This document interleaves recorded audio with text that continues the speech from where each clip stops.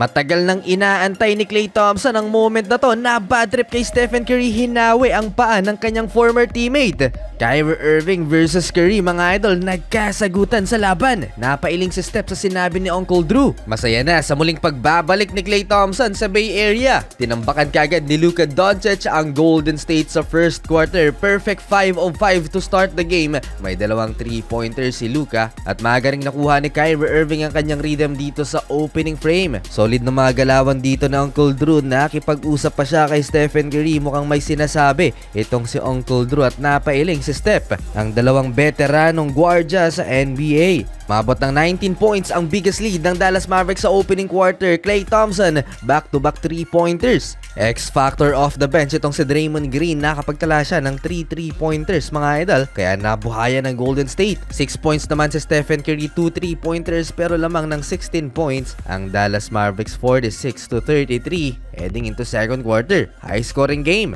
Kyrie Irving with an acrobatic finish, ni-reverse pa, mga idol, kontra kay Trayce Jackson-Davis. Second quarter, no lead is safe pagkalaban ng Golden State Warriors. 4 straight 3-pointers, dalawa ay nagmula kay Buddy Hield. Biglang naghalimaw si Hield, mga idol, sa second frame. At ang 19 points biggest lead ng Dallas Mavericks sa first quarter na ibaba nila sa single digit.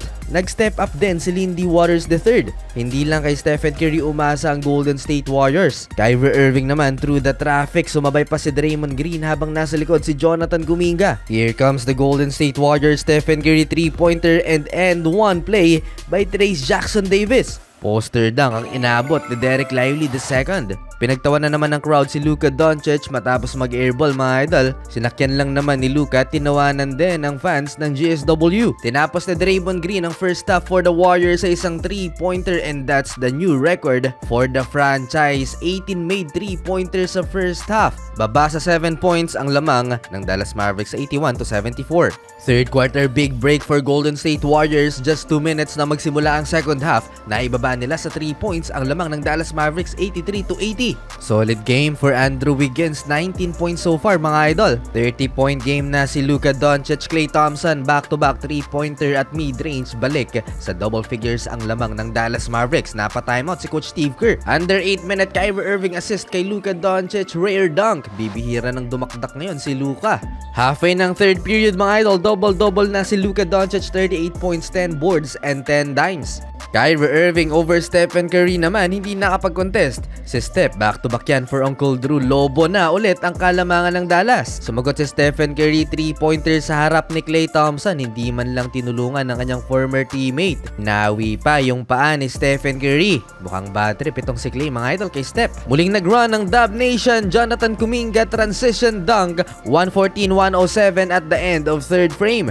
Mr. Fourth Quarter, Kyrie Irving versus Stephen Curry. Di mo dapat pwedeng palagpasin ang matchup ng dalawang to, mga idol. Talagang brasuhan kung brasuhan. With 8 minutes left in the clock, Lindy Waters III, 3-pointer to cut the lead into 5 points, 125-120. Halfway personalan, Klay Thompson, 3-pointer, 12 na ang lamang ng Dallas Mavericks at nilabasan ng dila ni Klay ang kanyang former team. Mukhang matagal nang inaantay ni Klay Thompson ang moment na to. Ang bawian niya ang mga fans na nagbusa kanya sa sariling home court nang nasa Golden State pa. Limaw si Klay Thompson dito sa final stretch ng fourth quarter. Back-to-back 3-pointers pa for Klay Thompson, mga idol. 25 points na and counting.